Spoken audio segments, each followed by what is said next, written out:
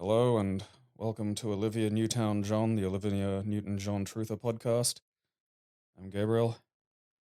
I am the ghost of Olivia Newton-John. Ooh. Shit. That woman didn't make Xanadu just to deal with this bullshit.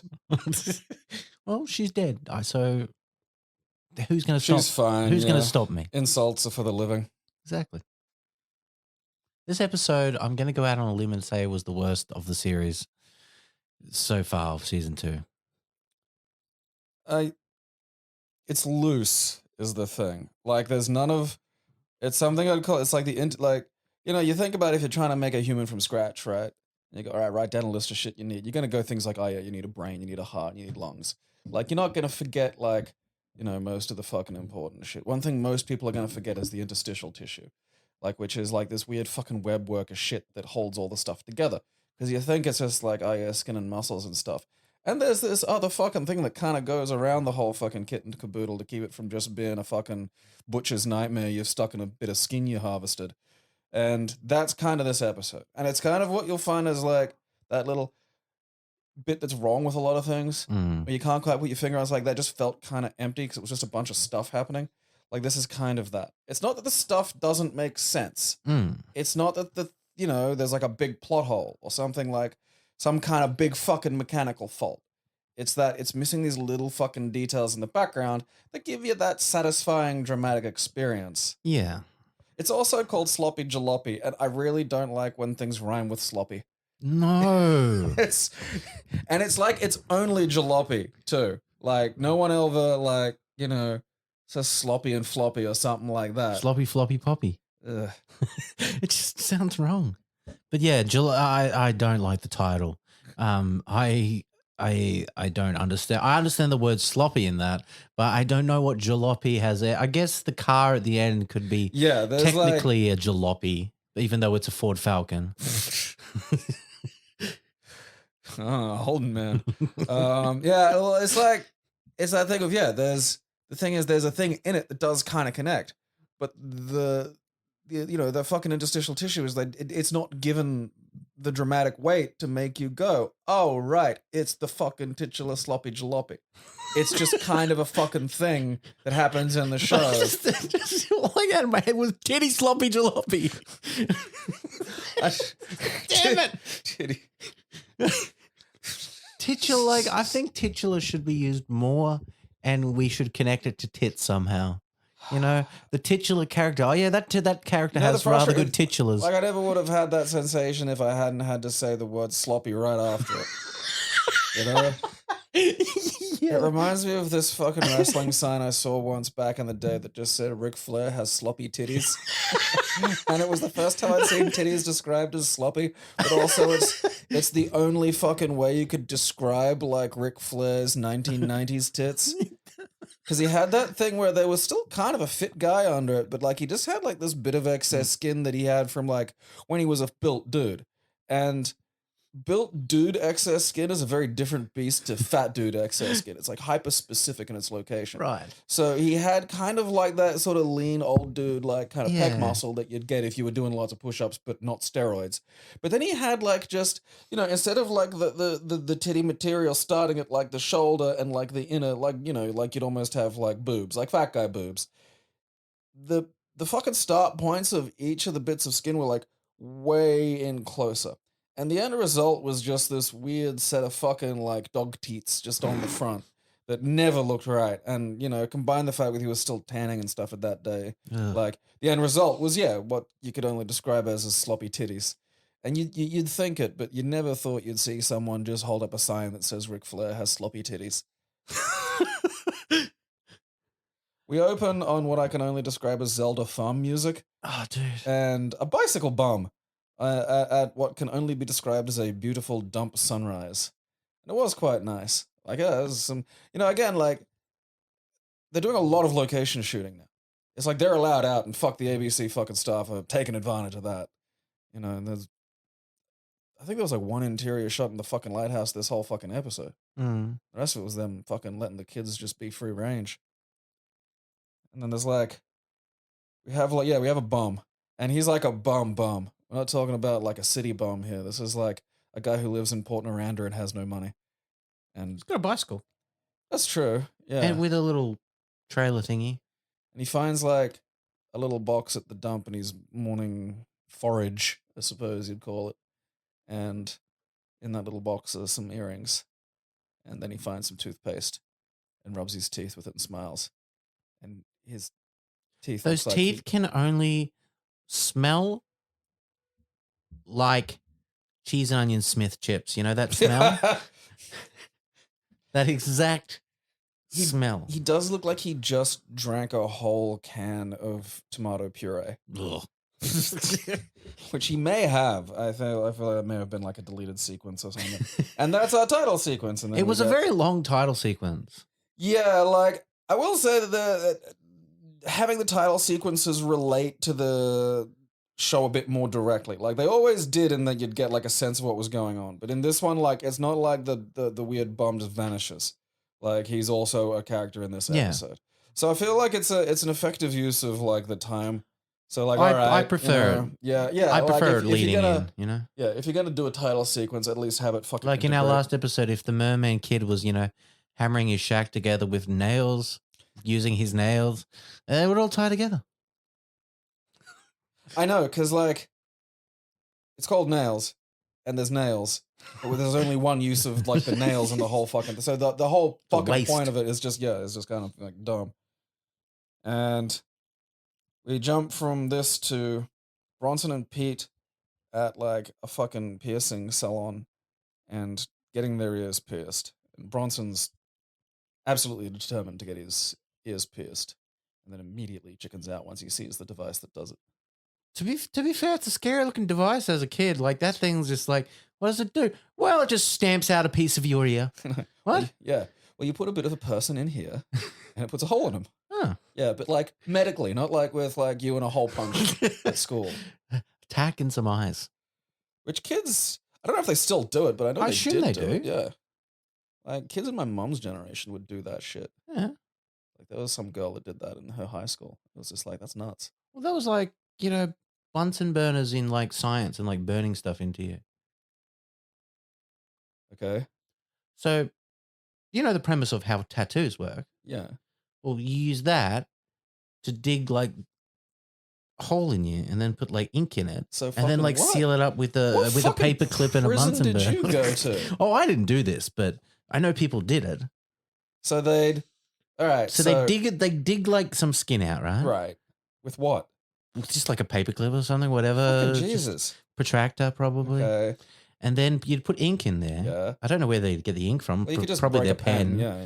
And then they'd get like... The ink's not the fucking question I've got. They'd heat up the paper clip on the Bunsen burner and then like cauterize it.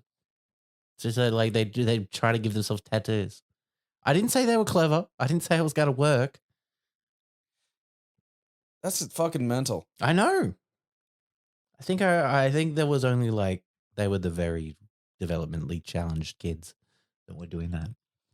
Yeah, like legit, they'd have to be because that's. I mean, digging bits of you out with a fucking protractor isn't easy. If you're able to push through that, that's insane. Self-cauterization is under no circumstances fun. Oh God, no. So the idea that you'd manage to get to that point. Like they might have been one of those kids that has like a stunted fucking, you gotta understand these are system. the kids that like, would smoke meth and all that sort of stuff. So they're not in school to learn. No, I They're know. not No, I learning know these what these things are like. No, Again, no, I grew up around- that's what I'm just saying. It was either do science and learn, or give yourself a tattoo. So No, I guess again, they chose like, the tattoo. You know, I once saw a kid, those little light bulbs that you get to do the electronics testing in science? I once saw a kid bend the two wires of the little light bulb, put it into a PowerPoint, turn it on, and launch a molten glob of light like across the fucking goddamn classroom. So, and like that guy, I described him as being like a Moai because he had like this big fat body that looked like an Easter Island head, but then on top of that, his head looked like an Easter Island head. So it looked like this weird, like double-decker Easter Island head. And his expression never changed. And I really don't know how much in there was what you could qualify as an operant human being. Like, it was just really weird. Did two Easters make a Christmas? Two Easters make a whole Jesus. That's why there's a Christmas island and an Easter island. It's like Well, you've got me there. I really like, again, I grew up around feral fucking people who would do feral shit that would injure themselves terribly. That's our new. And none of them would like, I'm going to dig holes in me with a fucking protractor. That's our Gaki no Sakai theory. We will dig someone's skin and give them a homemade tattoos. Yeah. All right. So it is working as we're going? Yeah. All right. It just makes me paranoid seeing red. Don't worry. It's working. All right. Fucking... I mean, what are you going to...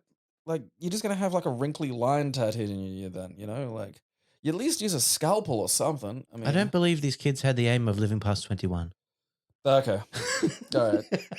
I'll just take your word for it. So, like, you know, Pete Bronson runs away. And, like, the weird thing is, like, the lady in there, and this is, like, I feel like this is an older, you know, kind of, you know, thing where the lady in there is just okay with, like, 2 actual children, one of which is just very much like a primary school age child getting their ears pierced. Just being like, well, as long as, you know, your dad says, like, I don't, like, there's no Don't even ask for upfront money or anything, you know, just, what if you pierced them and then they had no money? What are you going to do now, lady? Well, also, it's like, Tony's not in there. Yeah. They're just like, oh, yeah, dad said we could get our ears pierced. Oh, yeah, righto. And this chick's just like fucking, you know, gets the fucking gun out.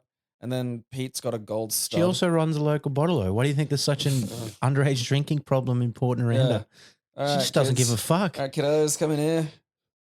Your ears pierced. I'll give you a shot. It's fine. It's classy. It's like the boutique, you know, hairdressers. You get a, you know, a haircut and your fucking little glass of champagne. Well, I'm going to make my own hairdressers and you're going to get fucking wankered in there, you know? No, I'm not doing that. No, not you. Like, I'm saying when you come get your haircut, that's the whole premise of the thing, you know? They don't just give you a glass of wine. They give you a full cocktail, you know? It slurries. And the best part is the hairdressers also get drunk. It's a bad combination. The thing is, I bet this business will operate really well for at least 3 days. There'll be a 3-day novelty bubble where you're just fucking killing it. And then someone will actually die because the drunk person puts the scissors through someone's neck. So, like, Pete's admiring his stupid fucking earring. And you only get really one good shot of it, but it's just literally, it's like a stud. It's like a gold stud, which you're supposed to have 2. One on per side because the symmetry. It's not even like one with the like a little sparkly gem or anything. I don't know. Isn't there a whole thing of just having one? Like, but it's just that's isn't there generally like a certain ear it just for doesn't if you're a look Gaylord? like the style to have just one of them. I don't know, man. One time I got a video of it too, but it was like a video on my fucking like, it was on a phone from like 20 years ago, so like it was pixely as shit, and this fucking so weird. It looked like you essentially were playing 64 games. Gotcha. Fucking close. Like it was. Well, the problem with it was, okay, so there was this little feral kid in his school uniform. He was like, I don't know, maybe year 7, maybe fucking, so, you know, getting around what we'd call middle school these days, you know. And he had like the little feral kid buzz cut. He kind of looked like a ratty Bobby Hill. And it was, I'm pretty sure it was his left ear had a fucking like, you know, I'm assuming a fake gemstone, but you can never be sure.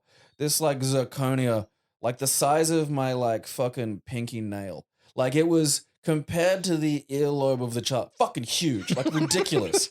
And like, it's, you know, I'm stuck on the fucking train and fucking at the end of school. So it's like 3 in the afternoon, you know, about 3:30, and the light's coming in. And so the sun is just blazing in, hitting this fucking prism and just going bzzz, and lighting it up. So no matter where I look, there's just twinkle, twinkle, twinkle of like this fucking weird feral rat kid's demented fucking earring.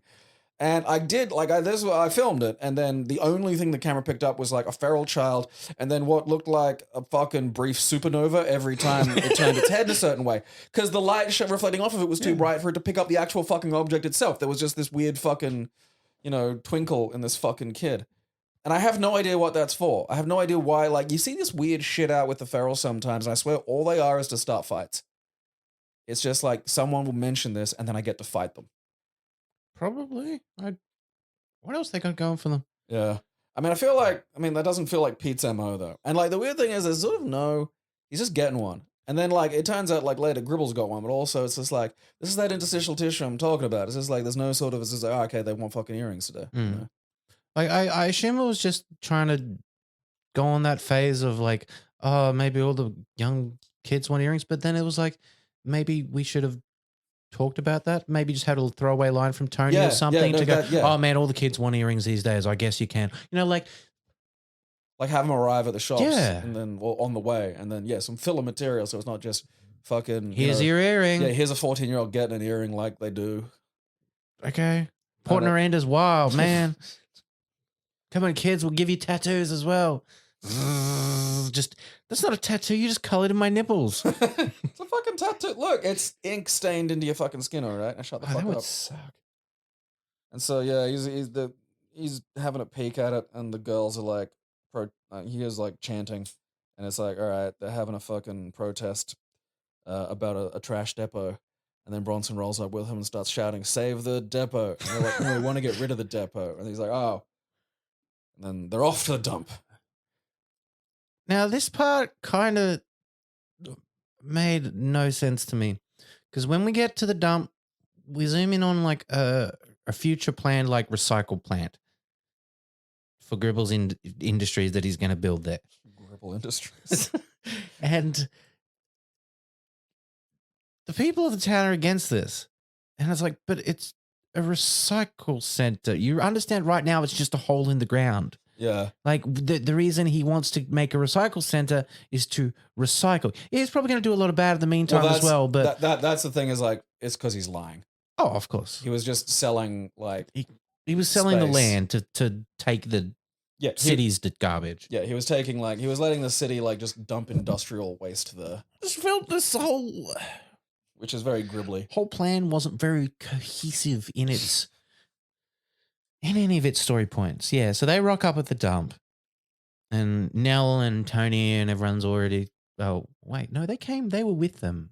No, like start. Nell was in the car, so get in the car, and then Tony said, "We'll meet you." Well, they were at the protest. Yeah. And then so like Nell is like, when I'm elected, I'll get rid of this fucking toilet you're building here. And then Gribble's like, oh, you won't get elected. There's jobs. And then Linda points out that like the fucking industrial fumes are just like wafting straight onto like a bird habitat and killing them, which is unsurprising, really. And Gribble's like, birds, you care about people. Birds don't vote for me. Yeah. Okay, there's no evidence that I've taken, trash from the city. Why do you want this this delivery from the city? It's a very obvious setup punchline bit, but the more dumb obvious those get, the funnier they are to me. Yeah. Like they become kind of like an anti-joke.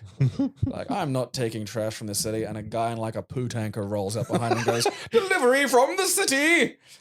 And so he's got to like, act like he doesn't want it anymore. He just keeps winking at the guy. Yeah. Take that away. And he's winking at him. He's like, oh, all right. It's like, where are you going to go, though? Like, just to the I'm going to take it down to Subway. Yeah. Hey, like, poo truck, you want some Subway? They find him later, but it's like, it's not like they had a backup plan for this. Like, it wasn't like, oh, you just head down to the beach. And I'm assuming the city's, pretty far away. Yeah. I don't know. Imagine driving like a delivery of fresh liquid asshole like out to the fucking country and then be like, hey, just take this back. Take it back where? I know. It's poo. What am I supposed to do? Fucking re-inject it? Like, I don't know if it's physically poo exactly. Like, it's like feces and industrial waste, which is like, it's the industrial shit that you got to be careful of. Because sometimes it's industrial, like, fucking, pig shit from farms and stuff. And they keep it in these fucking, like, tanks and stuff for ages. So it does become, like, it's not like it's just shit anymore. No, it's like, it's fetid. Well, it's, like, dangerous. Like, the gas will come off as a fucking kill you. Yeah, it's not city rubbish. And then like, so Matron says there's no votes in pollution, and so fucking turns around and goes, oh, I'll deal with this, you take that city trash away. And then everyone like cheers, which is so dumb because they all hate Gribble and he's never done anything good. Welcome to the voting population. And I know we just need to poison Port Miranda's water supply. Just Gribble had almost succeeded in that, Yeah. And then Gribble Jr., like the bum's also sort of just hanging around here because the bum was there. The dump's his home, and Gribble Jr. calls the bum a Darrow, and I haven't heard that in a while. Darrow, Pov cunt, Povo, daring Povo. Yeah, so Darrow's like an Australianized contraction of derelict, which is kind of funny. I love Same it. as It's a great Pov word. being like a contraction of poverty.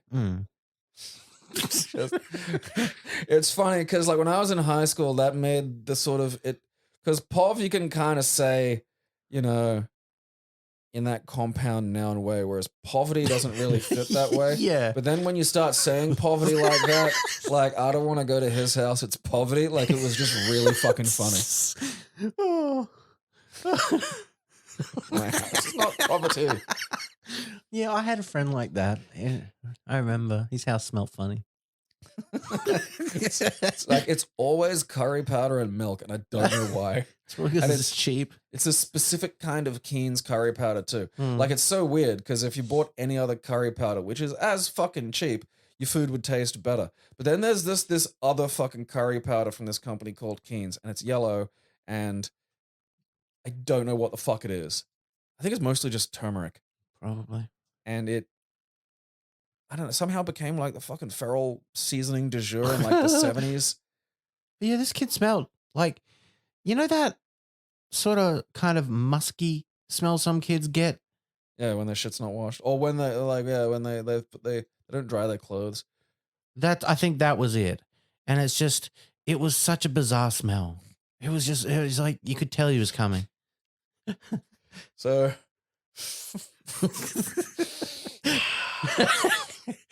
Smells like John.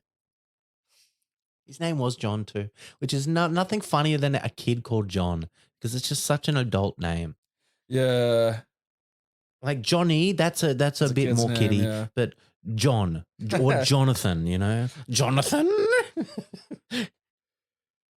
We had like a few Jonathans in my primary school.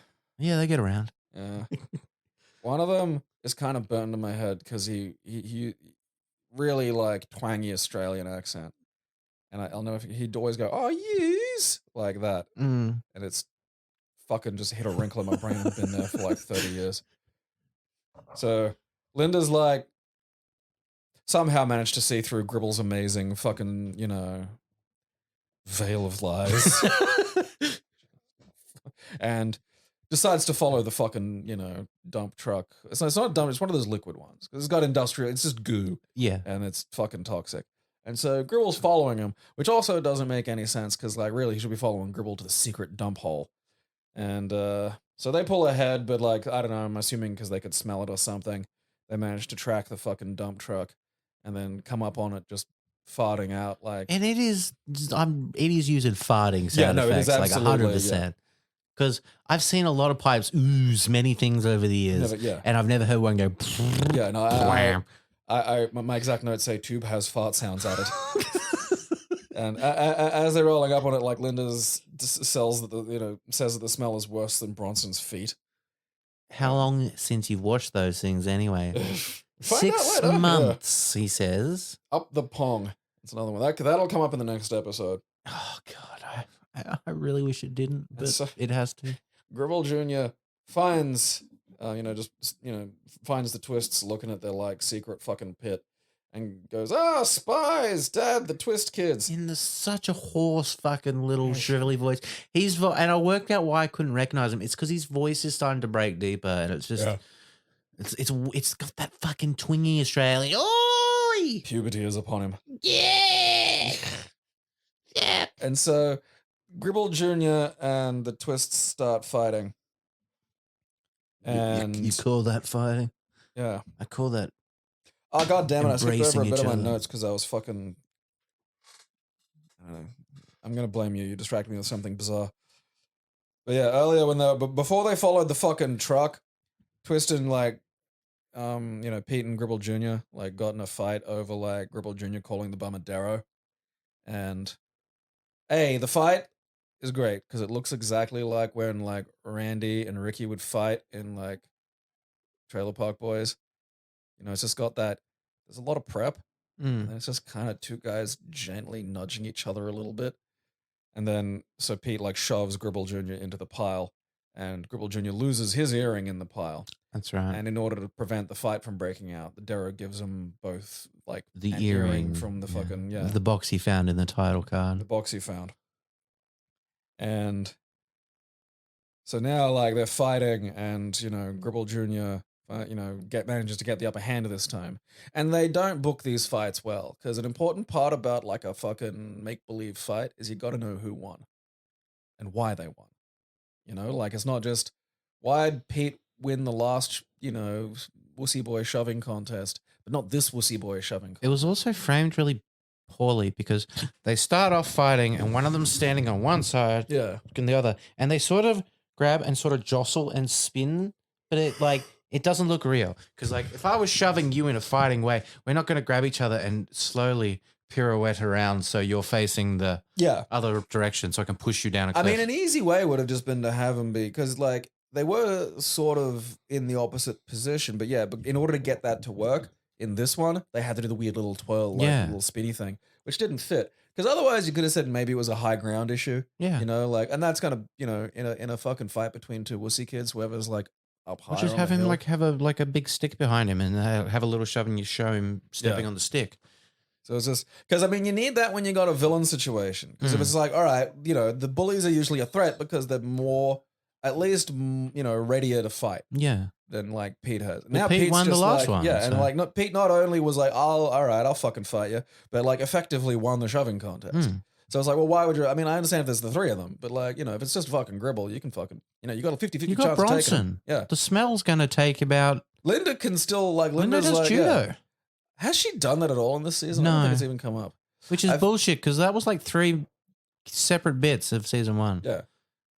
Yeah. It Season died. one, It Linda died with fucking, Lee's season 1, Linda. Yeah. I mean, at least she fucking stage fatality to Gribble Jr. off of a fucking, That's true. sand So cliff. when they came to pick Linda 2, they were like, "We have to kill you, Linda 1." And she's like, "But what? Why? It is the law of the Linda." Yeah, that can be only one. And fucking, so Twist gets pushed and falls down into the liquid waste. And then, now stinks. Like all screaming hell. And he says one of the most clever Australian things you can say. All dressed up and nowhere to go, and it's just like, shut up. I mean, that's barely. It's like, all right, it's like, it's a phrase for another situation that you've applied here, but like, it's not very good. No. It's like if you tied it to like, oh yeah, your home's also a dump or something. Yeah. Just all dressed up and nowhere to go. It's like, yeah, he's kind of covered in shit, but like, where's he going? Like, there's elements of this missing, Gribble Jr. You got to work on your fucking villainous quips. Yeah. Because, this shit's letting you down. And let me tell you, as a guy who once had someone trying to pick a fight with him on the door, and then this dude called me jelly nuts, and everybody, and this was like, on a busy night, everyone around just laughed at him because jelly nuts is not a very convincing No. insult. No, and so it just killed it. Like, you can't still be pretending I'm gonna fight you when everyone's like, when you go, oh, you big silly face. It's like, it doesn't fucking work. And like, jelly nuts didn't fucking work. All dressed up and nowhere to go. It's like, what do you even mean by that? I'm just gonna hug you now. Now you're fucking covered in shit. So they go back to the lighthouse, and Pete's at the back. Bronson and Linda are trying to give him some distance because he smells. They're just hitting him with the hose. Yeah, they get back and started just hosing him off, which he complains that I kept washing it, but it doesn't come off. Yeah, because you're using a garden hose. There's no soap. There's no separating agent here. Like, It's just water. Like, you know what he should have done? He should have gone in the laundry and covered himself in washing powder. Yeah. Because that would have at least helped, like, separate the film a little. You Because, can like, I mean, I wouldn't get in a fucking front loader, but I'd get in a top loader. Just let it That'd like be roll me fun, around yeah. a bit. Yeah, or we could just take him to a diesel fitter and squirt him with degreaser and a bunch of other stuff. Probably want to put some goggles on or something. just cook him. before that. We'll cook that flavor right out of him. And we get to like the one bit of like, I think, deeper thematic connection of this episode is like inside Tony's fucking carving a giant nose out of plaster. I do love his ability to just sort of telepathically be connected to what's to sort of some kind of He's a underlying element of soothsayer. what's I'm happening. saying it.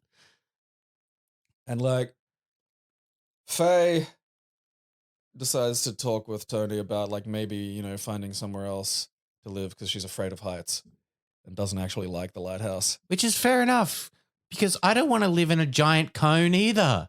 Like, And then, Tony's like, oh, well, Bronson won't move. And then, she's like offering up bizarre alternatives like an old boat, a railway carriage, a submarine. I'd take the submarine. Yeah. That'd be rad. This entire sequence too is just a fantastic shot of Faye's tits.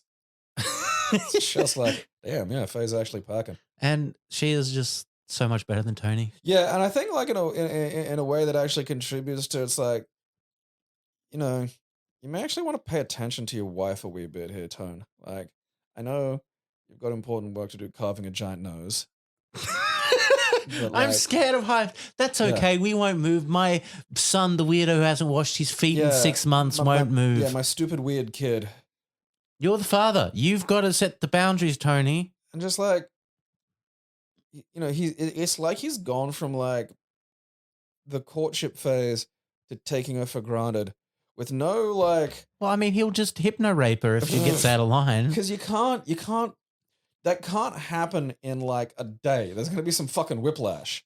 That process has got to be a slow relaxation, until like you're old and you can just be like, all right, yeah, I expect you to be around because that's just how this works now. Like, a woman will notice if you just start taking her for granted like 2 days later. Fucking, she's going to leave you, Tony, and she'll be right to. Yeah. You're gonna go back to being a fucking creepy single dad in a lighthouse. He'll just make himself a sculpture wife. Leave me alone. I want to be alone with the nose. And so they start to smell something, and it's Pete wafting in. And so, they say that like Pete's covered in fucking, sticky ass juice because of Gribble. And so Tony's like, all right, I'm going to finally have it out with Gribble Sr. And Bronson says to hit him. And Tony goes, he's not going to resort to pugilism. And Bronson hears that and goes, nah, just bash him up. Which begs the question, and before anybody says, no, it does beg the question, because the begs the question, logical fallacy that you're thinking of is actually a mistranslation, so shut the fuck up. Begs the question, what was Pete fucking thinking pugilism was? You mean Bronson? Yeah. Like, what's what did Bronson think pugilism was? Yeah, I don't know. Stuff. I thought it was feudalism. That's what the commentary said. The subtitles? Yeah. Oh no, it absolutely wasn't feudalism. It was pugilism. Yeah, no. Resort to feudalism is. That's why I was very confused. Yeah. That's not like. That's funny, but not in. We're gonna go feudalistic Japan on his ass. Resort to feudalism. I'm not. I am Lord Tony of the rushing wind. I'm not gonna rally my fucking peons. Rally the houses. Gribble has slung the first arrow. Does House Nell swear fealty? We've just stumbled upon that's that new Game of Thrones show. It's fucking Game of Miranda. I'm curious how that show's gonna fucking do, considering like the last 2 seasons of fucking Game of Thrones were just like, hey, what if we just shit on this and then everyone stopped talking about it straight away? Like, I'm just curious if there's any fucking cultural fucking weight behind it at all. Probably not. It'll probably come out and be a mediocre hit. Like, it probably will do okay and then just go away again. I just imagine, like, even if it is, like, for argument's sake, say it's really good. People having to go, no, it's okay, you got to watch it. It's like, yeah, but so was, like, the start of fucking Game of Thrones. So, what am I going to fucking watch this? And then just, like, it'll get to the end, they'll be like, hey, we're kind of tired of doing this show, so we're just going to do, like, 4 seasons worth of ideas in 1 season. See, I would just, at least, I know if I'm watching a Netflix show, I got 2 seasons to enjoy before I'll never see it again. Now Pete goes upstairs to start actually washing. Yeah. Scrubbing himself down, and he's kind of bluish and grayish. A lot of dirt, it's been stained. Yeah, and so he gets out of the shower and kind of like he's looking at his earring, and he's like, "Ooh, I look good." And then his tissue starts vibrating. Well, that's the weird thing is like he gets out. He's putting on. He's like dousing himself in aftershave, and while he's got the cabinet open, he's put the earring in there, and then he's like, "Oh, I'll put it in." And then, I mean, like, was it just in there earlier? Like, I don't know. I don't know. Yeah. So he puts it on, and then yeah, the tissue just goes. Sticks to his face. Tries to take it off, keeps sticking. And at this point, we've worked out this is the wacky thing of this episode. And Bronson and Linda are downstairs, which Bronson's put his feet up on a bit of like a side table as he's poured himself some cornflakes. To which that's Linda's disgusted at Yeah, the he's put his smell. feet up like right near Linda, And she can Bronson's smell like, his I feet. can't even smell it. But then smells Pete coming from upstairs, which should tell you how badly Pete must smell. That's where we find out is like, how long has it been since you've watched those? And he goes, 6 months. And you're like, there have to be like fucking fungus and shit growing on him. It's like, I think so, yeah. 100%. Because like they would be warm and moist. Yeah. There's no ifs or buts And he's about a gross it. little kid, so. Ugh. I mean, I'm not like that. Don't let a child do that. God, You're not no. helping them in any way, letting them do something No. like that. Just take us. I'm going to wash you. It's like, no, you go, yeah, I can. I'm like much bigger than you and I own you. Mm. I'm just gonna hit you with the fucking Karcher in the backyard. So Pete comes down, and this is the point where I want to know, what does this curse of the earring that afflicts and pulls garbage to him decide that's garbage? That's the thing about a word like garbage is it, rubbish can be very relative. Like it's it's ultimately a thing of, human designation. Mm. Reality, if you say steel, it's like that's a thing. Steel exists whether we do or not. It can occur naturally. And like if fucking if you say someone does that, it's like, all right. It's like how magneto can affect metals that are affected by magnetism. Fine. That's a physical rule. That's a physical law. Garbage is like, well, what is that? And my first reaction was my screenplay. Like, Yeah, zoom. Yeah. Sticks to him. Because Because the cornflakes box sticks to him. Now, that box by itself is not garbage because it is a part of a product. I feel like the suggestion was empty, but then like, What's Does it- stopping like cars from hitting him that are empty? You've got nothing in it. yeah, like it's one of those situations where you want to avoid this in writing is like where there's unless you're gonna fucking I don't know tackle it directly, where there's this kind of debate of like, all right, what's this fucking curse dealing with? Yeah. Like there are situations where you can kind of fucking get around it, but like this isn't that. Like they haven't established. There's no explanation at all. Not even like, and I don't say explanation. It's like, oh yeah, it like fucking attracts gravity particles or some shit. It's like it's not even like, oh yeah, these earrings belong to a bum ghost or something. Like, normally there'd be some kind of fucking shit. Yeah. And there's no mythological explanation here. No. I think that's part of like kind of the sloppiness of the fucking show. It's the sloppiness of It's the sloppiness of the jalopiness. sloppy jalopy. Sloppy Yeah, I feel like a fucking horse that's been given peanut butter. Because like, yeah, it's just like, well, I don't know. It's like, okay, the fucking, what if I've got a bit of yogurt left, but it's not a lot. It's like maybe like 2 spoons, which is if you smear it around the sides of the yogurt container, it's just gonna look like garbage. Am I gonna have to fucking peel that off of a fucking kid now? Yeah. That's bullshit. I Or wasn't if you finished. leave an yogurt, you just peel off the lid and you sit it there and you just leave it there for 3 days. That's garbage. I mean, 3 days, yeah, but like, if I put it down and then get up and go to the toilet and like maybe Exactly. yeah, Well, but how does the curse know? yeah.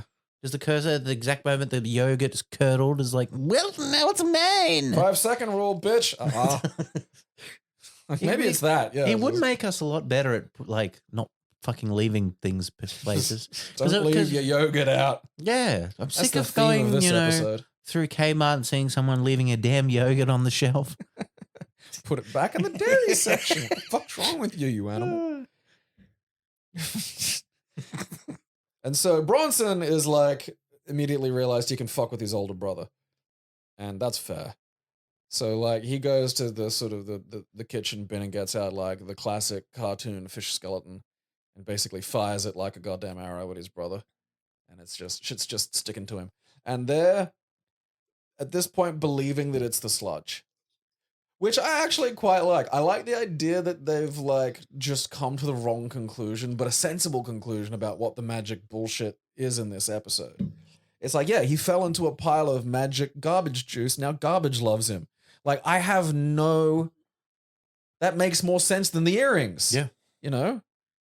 Those are gold earrings. It's not like they were earrings made out of, like, I don't know, garbage or something. Like if the bum was magic it's not like the bum carved them off himself. I was like, oh, this is of the bum's essence. Essence of bum. So, yeah, it is weird. We missed this just whole point. And that's the thing that fucking upsets me because I want an explanation on the magical bum earrings. And so, like, they're, you know, off to fucking go to the dump to get Gribble to clean him with some kind of chemical. And Bronson's running upstairs and, you know, oh no, Pete's running upstairs and Bronson has meanwhile found like a fucking feral tomato in the bin and is like, hey, Pete. He's like, Bronson, no. And he's like, lets it go. Fucking zooms up and belts him. And then they go outside and like the kids have called a cab. And we get this next sequence, which is what I can only describe as whoever wrote this has had a bad experience with cabbies. I mean, for starters, the cabbie, he looks like an old friend of mine, actually. But like a little thinner. But he kind of reminds me of that guy, like, you know, he's got like kind of feral stubble, but then a ponytail. And the whole thing screams kind of like, oh yeah, it's in a ponytail because I'm at work. Most of the time my hair is down and I'm in a grunge cover band. And he's not good at all, but he takes it really seriously and thinks he's good. And so like Linda gets into the cab and goes, you know, wants to go to the depot, and he goes, that's a bit expensive, girly. And then I'm just like, that's fucking weird. Yeah. I mean, I'm assuming there's like just sleazes that'll do that, but like, I mean, it was more dismissive. It's not a sexual thing, but it's still like, it's just, it was just, you know, why would you want to immediately be in a hostile fucking interaction with the people getting into your fucking cab? yeah, that are paying you to do the service that you offer. At least wait until they do something stupid, which they then do. Yeah. Like, because they're trying to smuggle Pete into the fucking car, even though he's like fucking creating this Vietnam war zone of garbage everywhere he goes. Because like bins just explode when he goes past now. And so he sprints in and like dives into the fucking car. And then the ashtray in the cab explodes and stuffs Pete's mouth with fucking ash and cigarette butts, which is fucking gross. Oh, yeah. That legitimately, there was one or two moments where like, I mean, I'm not like, it's not the effects, but like just, yeah, conceptually, it's like, oh yeah, having garbage vacuumed towards you would suck.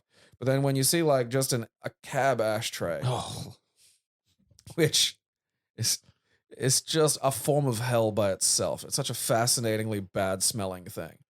And then just straight into his fucking mouth.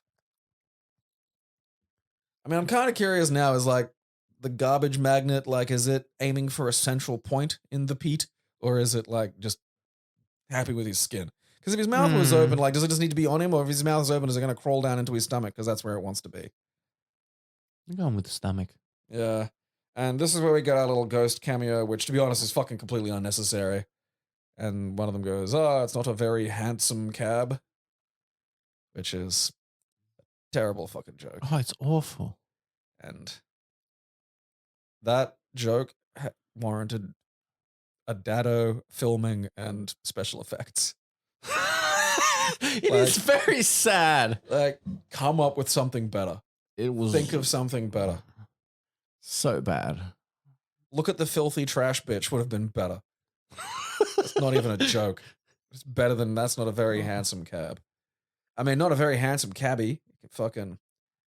And so, you know, the cab's now driving to the fucking depot, and the left side of it's caked in trash as bins explode around him. The cabbie's just like fucking the entire time threatening them, going, all right, that's extra. All right, that's extra. Which, again, would be fine if it's like, that makes a cabbie look like a jerk if he's like, oh yeah, your shoes touched the floor. That's extra. It's like, all right, that's unnecessary. Like, literally garbage has cocooned the side of his car.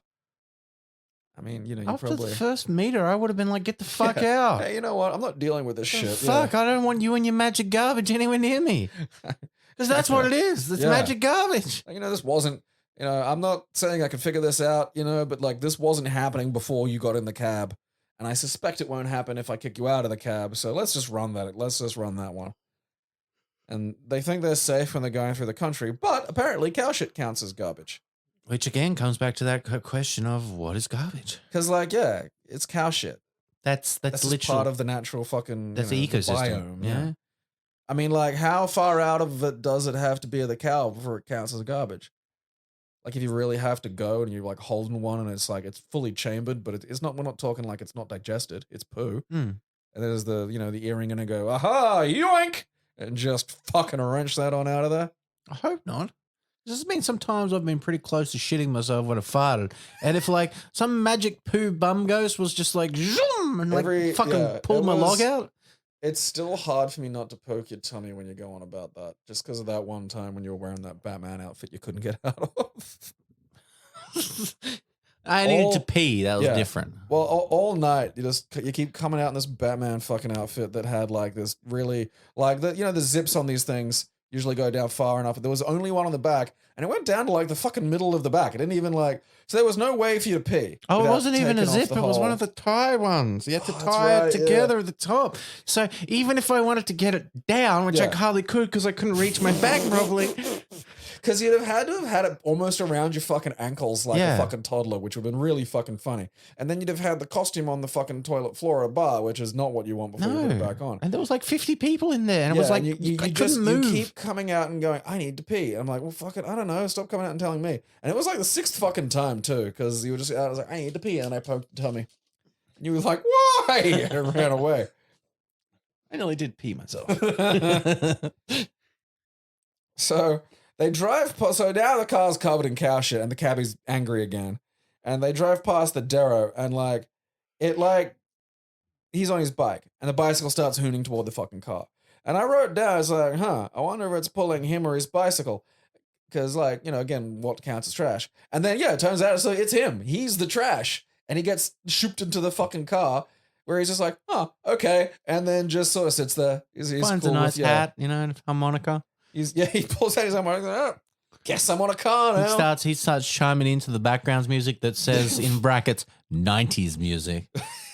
I did love that. That was my favorite fucking subtitle of the day. Just because fuck, it was 90s music. Holy shit. Bum relaxes on the car. It's his house now. Even though the magical earring has defined him as living garbage.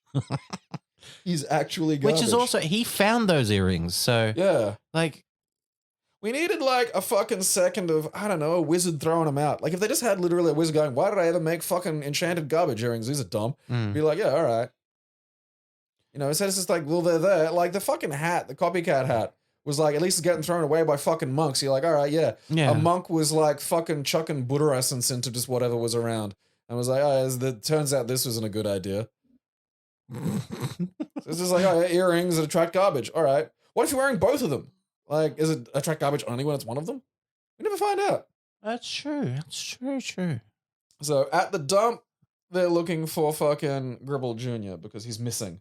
And also at the dump is a massive conspicuous pile of garbage. And it's one of those piles that's like just too organized. And not only too organized, but has too many different things in it.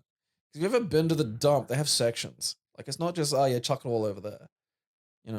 You can fucking you can find stuff. It's like, you got your trash takeaway at this time. You can fucking triangulate that back and fucking stratification your way down and probably find what you're looking for. There's a guy who's got a fucking hard drive with billions of dollars worth of Bitcoin on it. Or it's probably worth thousands now. But it got sent to the dump and he was fucking looking for it forever. Oh, that's so creamy. The bum also looks familiar. I gotta look up who played the bum. Does. Look up who played the bum. Okay. I'm kind of curious. Because it might be one of these ones where it's like a fucking, a cameo we're supposed to fucking have noticed. And it's Australian actors, so you can never be sure. Sloppy Jalopy. Top cast. Let's have a look. I wonder what his name's going to be in the episode. Darrow? I hope his name's Darrow. Tramp. Tramp. Oh, okay. Johnny Ryan.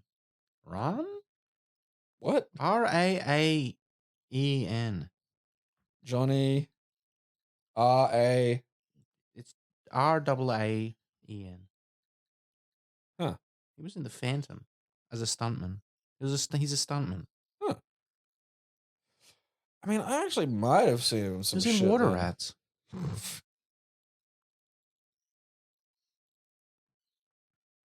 was in a Jackie Chan movie. He's in The Punisher.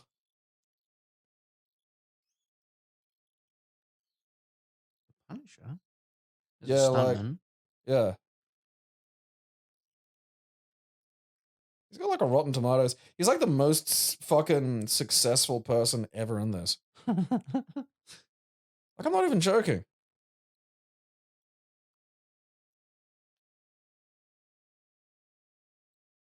He was in Malcolm. All right, yeah, no, I vaguely remember that.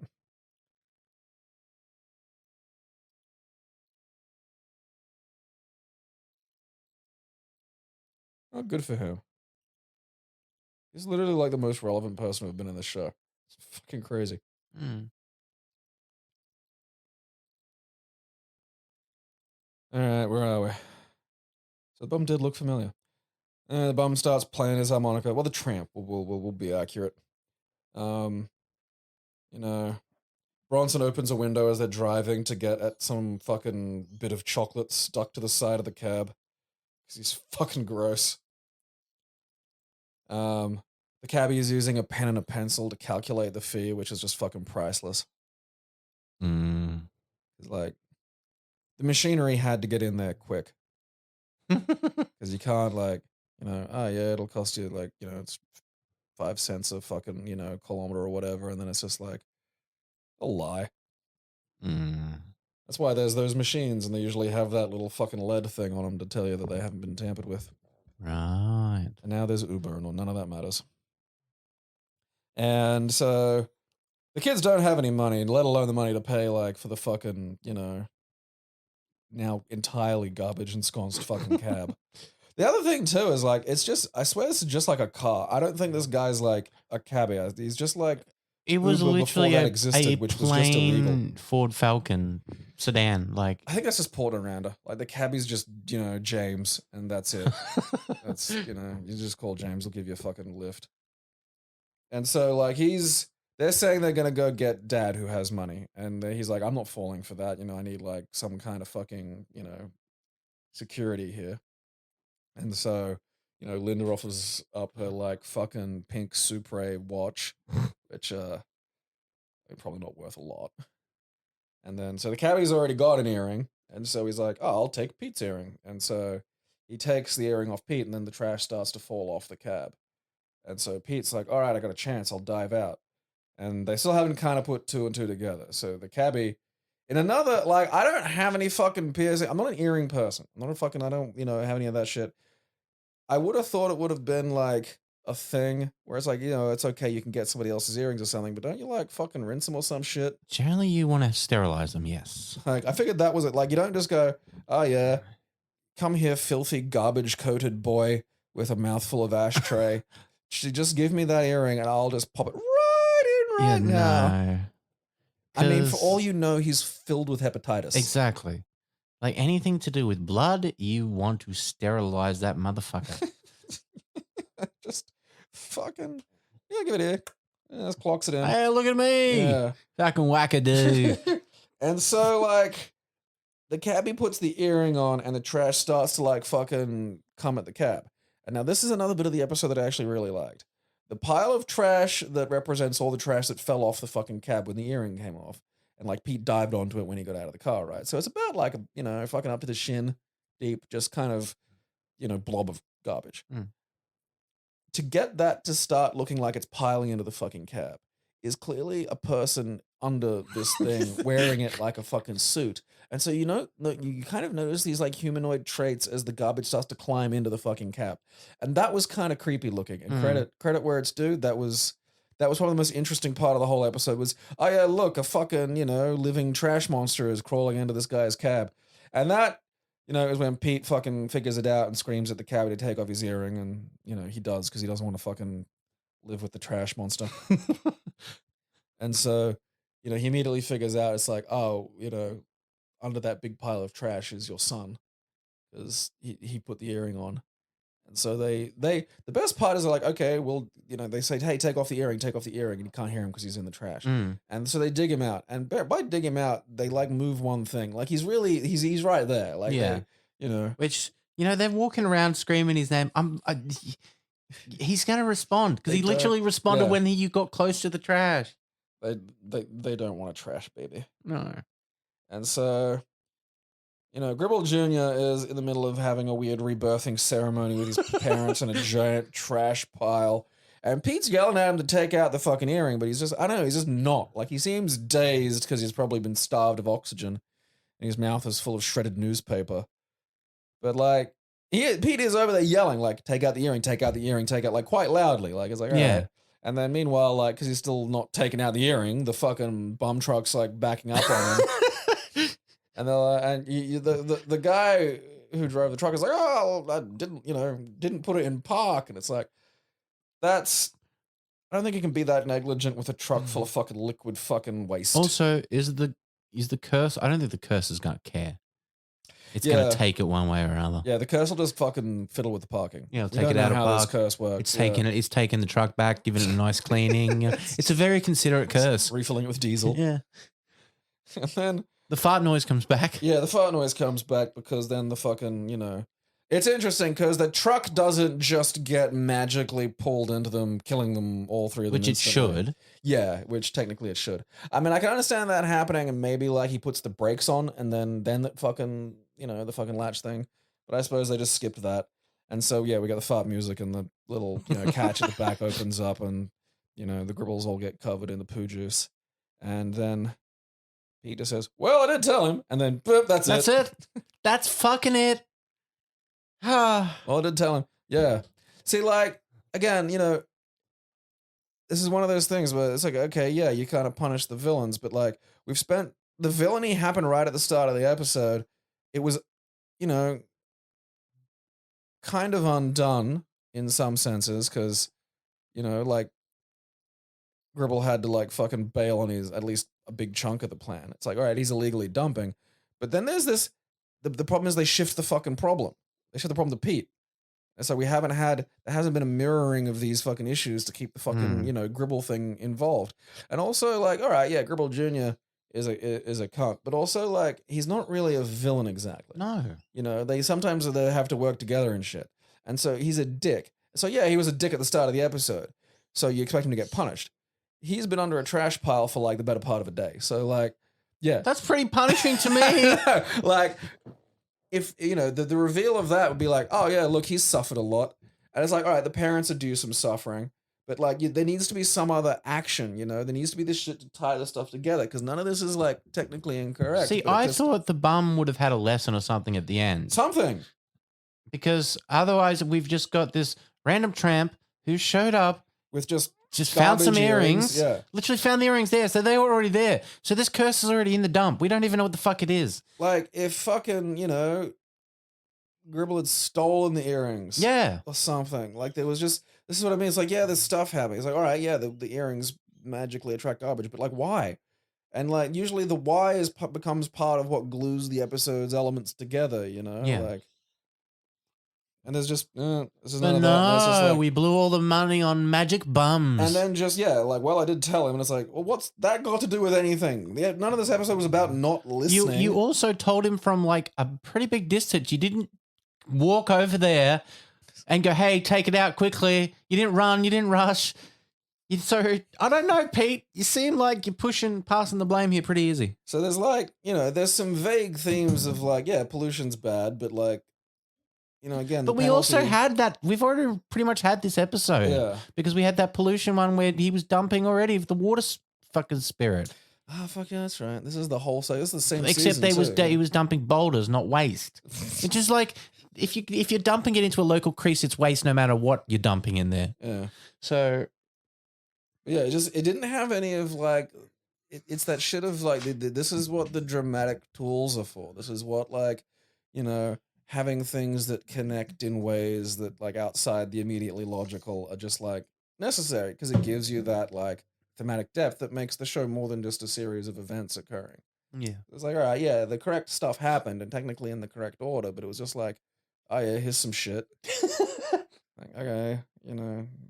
I really feel like not giving us any fucking remote backstory on the fucking earrings was like kind of the key to this all. Oh, 100%. You know, Because maybe like we can have a like a minute fucking thing showing us that monks put a I'm a magic fucking bum. I copy fucking hat in a sealed it up and sent it across the ocean. Nell says he used to be like a local wizard or magician or something. There you like, go, yeah. could be any fucking number of things, and they just, yeah. Well, I did tell him. I was like, all right, great, yeah, okay, fantastic. You know, yeah, don't wear earrings or the poo cannon will get you. All right, good lesson to take into the future. All right, okay. Well, stop talking about this now. We'll get on to something that's even worse to talk about, which is, have you ever felt like this, Amber? Do you have any piercings or tattoos? What's the worst substance you've been covered in? Seen anything interesting at the dump? And the silly question, what counts as rubbish? So, have you ever felt like this? Do you have any piercings or tattoos? I have tattoos. You fruit. What kind of tattoos do you have? There's a tattoo on each shoulder. One's a paw print and one's a symbol from World of Warcraft. What's the paw print one for? Is it a Warcraft thing as well? No, it's just like a... Or a furry? Yeah, essentially. Alright. It's got roots in that. Tattoo's got roots, or it's got roots in furry? Roots in furridom. Okay. Alright. What furridom roots? I'm gonna regret asking this. I just feel like I shouldn't pry. No, I just used to be like into furry stuff when I was younger. Okay. So it's not just nothing really to it. I mean, like, getting a tattoo. I was just like, I thought there might be. No, I know where you might have thought that, but no, it was just like I was wondering if there I would be wanted- photos of you as a fucking furry. No. Or I could start like asking. no, I your never mum had for it or like any something, like- fursuits or anything. It's too hot here, and also they're too expensive. All right, so we've resolved this. You're a fucking furry. I used to be, not anymore. He thinks he's a furry. Really, he's just a transsexual. So that's fucking Exactly. We figured out that fucking identity fucking issue. Yeah. Actually, I'm Al Borland. I identify as Al Borland. Trowel Borland. Dude, imagine a convention's full of Al Borlands. Like, I figure you can manage that really easy because that is just like a dude shape Yeah. that you get that's still around. That like I feel like that dude shape's not going to go. I out feel of like style we for should have a while. Guinness World Record for the most Al Borlands in one spot. Welcome to Al Borland. God damn it. I don't have any piercings or tattoos because nature burned me with a personality. We should get you a face tattoo. No. I don't even know where you'd go to get one of those because like most tattoo artists won't do them. Like if you're covered in tattoos, I think a place to go. Yeah, all right. Yeah, I fucking who guess. cares? But like if you're just kind of walking off the street, like I mean, I don't know. We'd have to go to Port Noranda to find a tattoo artist that'd be like, I could have a face tattoo. Yeah, sure. But then, Yeah, then tattoo pens might fly at me. Like the guns might all fly at me. That's what I'm getting by Port Noranda. Yeah. Like, cause I could never come up with something that like my problem is I get bored of things, Mhm. and I don't want something on me that I'm gonna get What fucking if- bored of. I could give you a tattoo that was a GIF, and you could just change it to anything you wanted. If it did something, maybe, you know, like if Yeah. there was something like fucking, I don't know, like some kind of fun, like if I could move it, yeah, Yeah. like kind of like some kind of. Because Mystique imagine if you're like, situation. on like on the front of your head, like you could just turn that on or off. That'd be I mean, so good. yeah, like it would.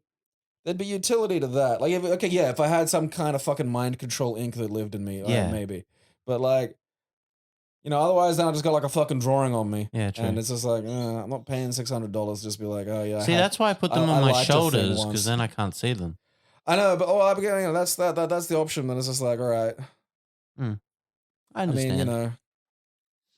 they mightn't have even used real tattoo. They mightn't even be there anymore. You don't know. It's difficult to say. Um, What's the second one? yeah, so no, I don't have any piercings or tattoos.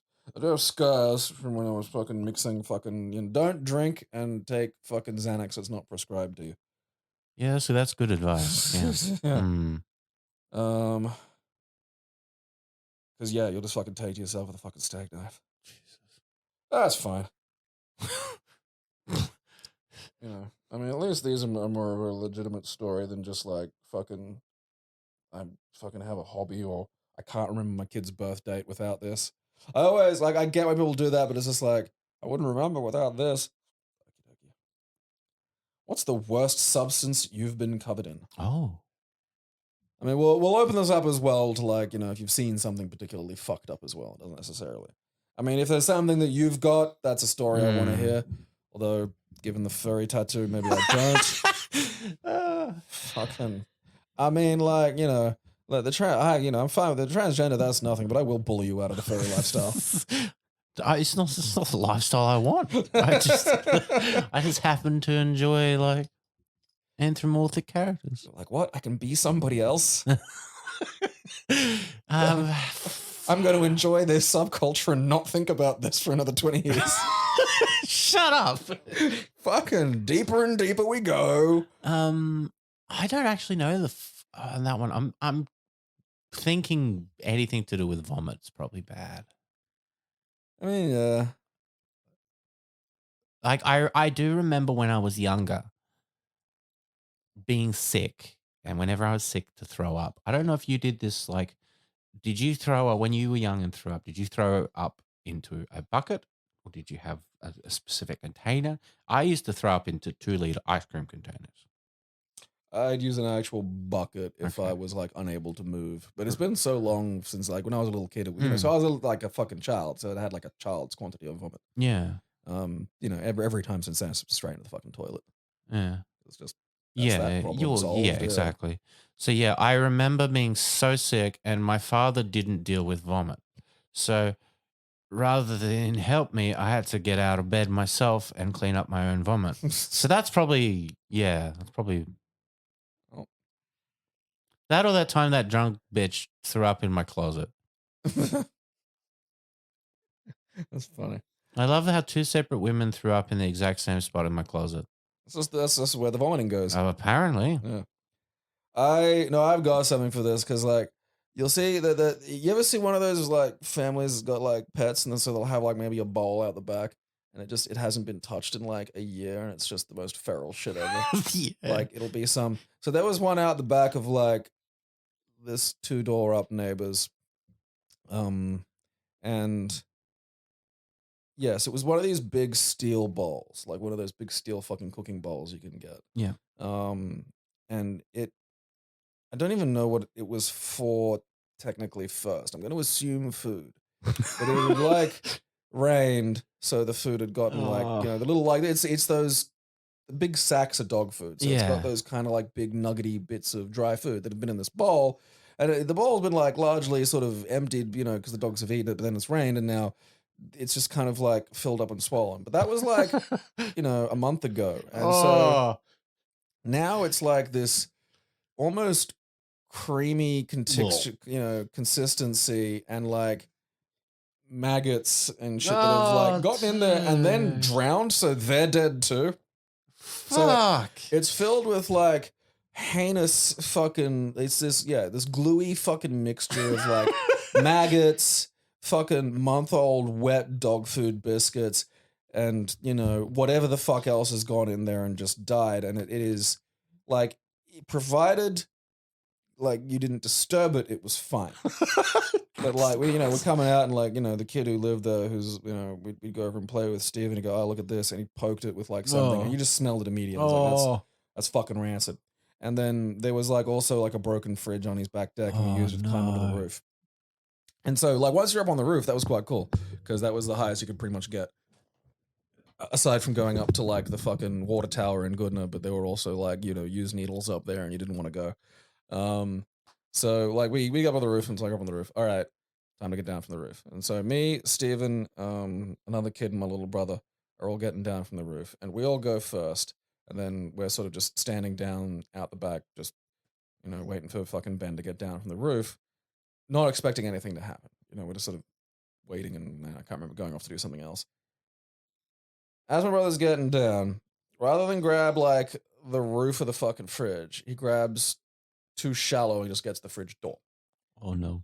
He puts his weight on it. The fridge door goes, boop, swings open. Ben puts his foot down, misses the fucking railing of the back deck, which is what you were supposed to fucking climb down on. Expects that to be there. Drops like a fucking stone the second it's not there. Just what? Puts his foot onto the edge of the fucking bowl, and it goes twang and just flicks up and coats him fucking head to toe in this shit. And it made like my eyes water from where we were, like about 2 meters away, and then immediately we just flee. We're just like, oh fucking shit. Because like the first instinct is you're gonna make fun of him. But the problem is if you're covered in some kind of feral shit, that's also a weapon. Like, you could just decide, I'm going into your room, Steven. And, and stuff like that would happen from time to time. Like, so there was just like it was that fucking, it smelled so bad. The child brain alarm went off of like, all right, this is just too much. We can't make fun. We can't interrupt because what we're witnessing now is history. And so we followed my brother, and he's walking in like his face is dead. He just knows everything. It's like, we've all just drunk this. And he's like, gotta go home. And so he's walking with his arms out, kind of like, this really sad, haunted scarecrow, just breathing but begrudgingly, and just taking short step after short step because he doesn't want to move it too much because it's only agitated seems to fucking get it going. And then slowly walks down, walks into my yard, walks up inside, and we're like in the other neighbor kid's fucking yard now, just looking from his fence through to like where we can see the front door of my house, and Ben just walk in, and there's like a second's delay, and then just I hear Mum go, "Oh my god!" And that was like the tension breaker. We're just like all fucking laughing, and I'll still bring that up occasionally, and Ben will just be like, "It was just it." It's like getting, if you talk about the pain of being struck by lightning, and it's like, no, what happens is your brain goes, you don't need this information. And it just stops that happening. It was like, it smelled really bad at first, but like, it's emotional scar tissue. I just went into shock. Like, it just Yeah. well, off I go. And yeah, I mean, I don't have anything fucking comparable to that. I mean, Yeah, fair enough. vomit possibly. There's gotta be vomit in there somewhere. But I mean, most of the time vomit I'm not that bothered by, particularly if it's like night out drinking vomit and not sick vomit. Yeah, Because it's mostly just like kind of foam, Yeah, exactly. and like booze. So it's like, nah, it's not really doing anything. It's just like, all right, it's just a fluid. Feces I'd probably have a bigger problem with, but I haven't had to deal with it that much. Yeah. So just be like, all right. I mean, I do have like, I got some friends that get like, so they'd like piss themselves occasionally, like not all the time, but if there's a certain level of getting bent fucking drunk, it's just like you have to pee, but that message isn't getting anywhere. Oh, I'm so glad that doesn't happen to me. yeah, I went over to a friend's house one time and he was just washing his sheets. I was like, what the fuck are you doing? It's like, I pissed myself. It's like, Cool. it's like, whoops. As It's like, you yeah, do. it's like real fucking drunk. Seen anything interesting at the dump?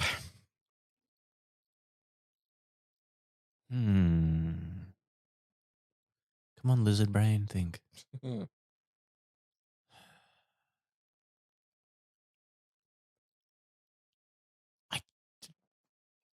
I really don't think so.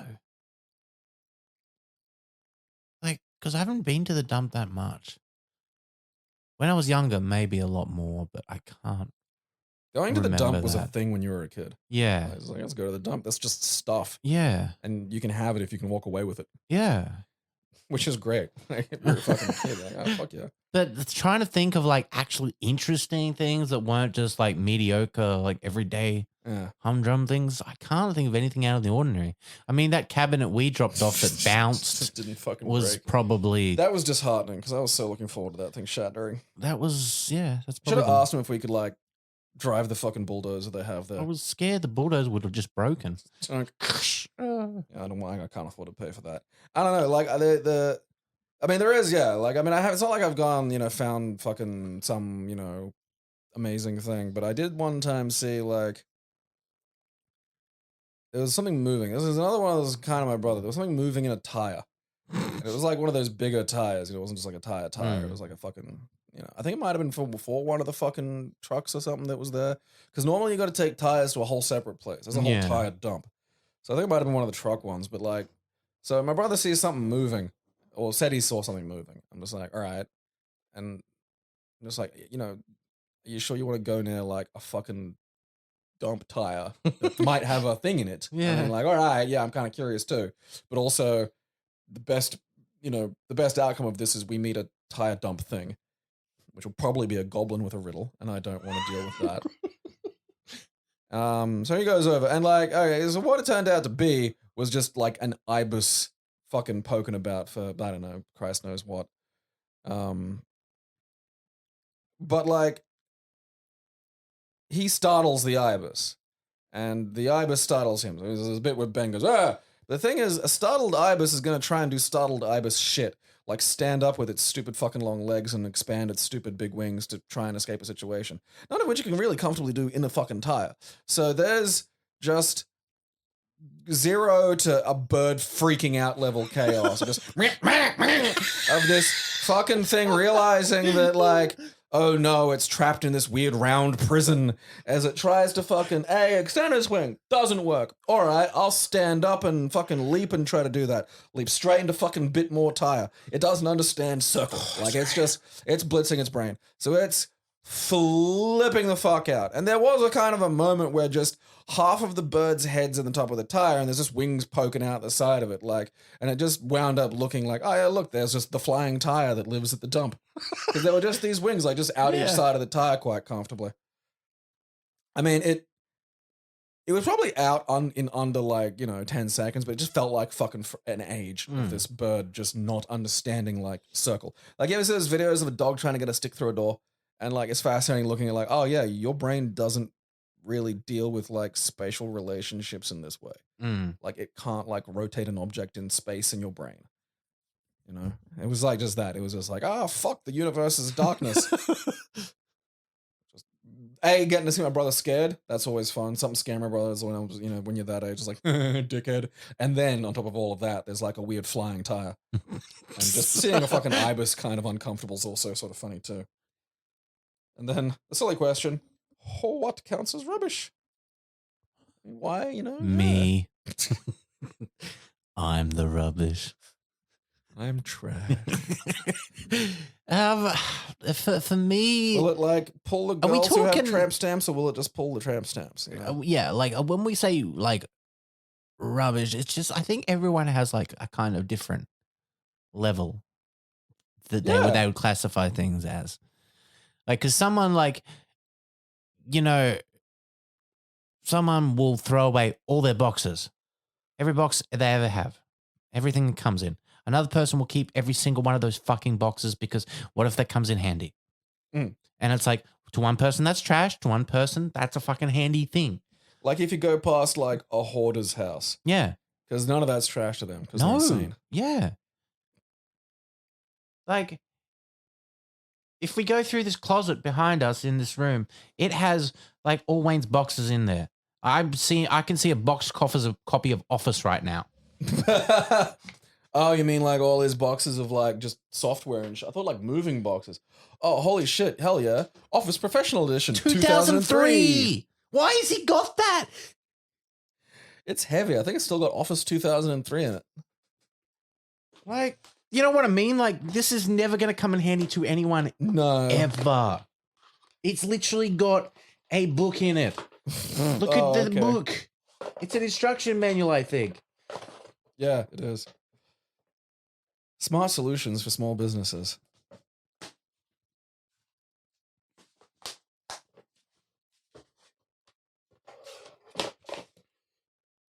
Introduction. Welcome. Who is this book for? How to use this book. What you'll find in this book. Welcome.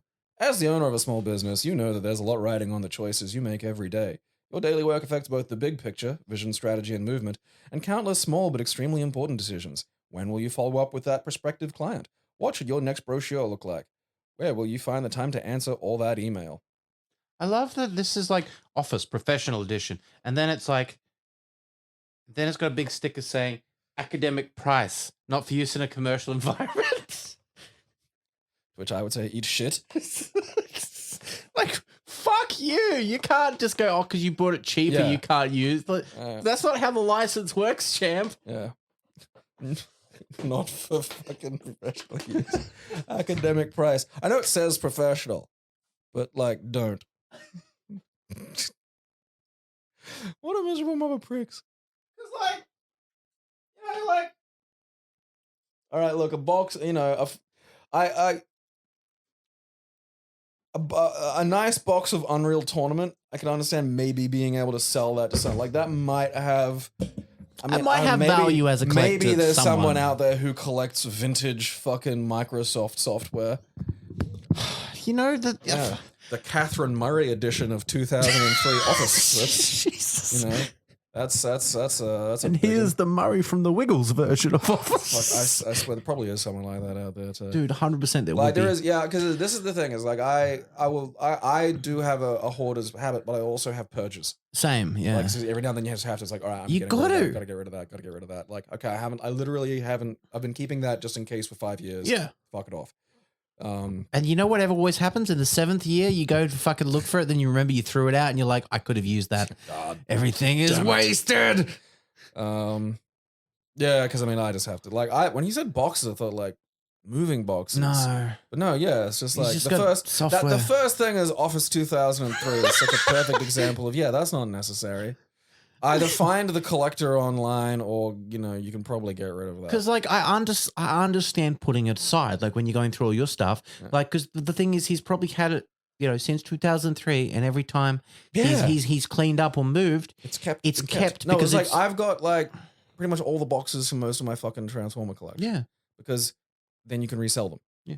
If you want to get rid of them, or you want to upgrade, or you want to like change a fucking collection or something, if you put it all back in the box and all the boxes are in perfect condition and all the fucking shit's in perfect condition, go, here's a perfect condition thing. Yeah. And you can sell that for like a reasonable price as opposed to like fucking You nothing. can't do that. Here's a perfect mint copy of Office 2003. Wait, you know how you can get like cards graded and shit? Are there people grading? Oh. Can we get our Office graded? Yeah, this is what we should do to like fuck with those stupid card grade Yeah. accounts. Yeah. So we've got some stuff to get We'll just start grading everything. Yeah.